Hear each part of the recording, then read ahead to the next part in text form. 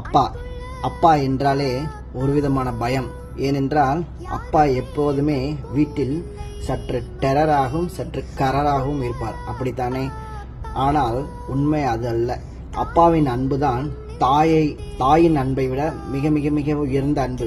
தன் பிள்ளைகள் நற்பெயர் வாங்க வேண்டும், மற்றவர்களிடத்தில் நேர்மையாக இருக்க வேண்டும், தன் பிள்ளைகள் நல்லபடி உயர்ந்த இடத்திற்கு செல்ல வேண்டும் என்றும் தான் படும் துயரம் தன் பிள்ளைகளுக்கும் வரக்கூடாது என்பதற்காகத்தான் எப்போதுமே அப்பா என்கிற ஸ்தானம் சற்று கரராக இருக்கும்.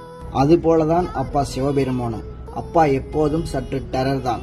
ஆனால் ஒரு முறை நம்மை அப்பா சிவபெருமானுக்கு பிடித்துவிட்டால் போதும், இனி ஜென்மத்திற்கு அவரும் நம்மை கைவிட மாட்டார், நாமும் அவர் கையை விட்டு விலகவும் முடியாது. எலும்பும் சதையும் போல் பாசத்தையும் நற்பலன்களையும் அள்ளி அள்ளி கொடுப்பார் அப்பா சிவபெருமான்.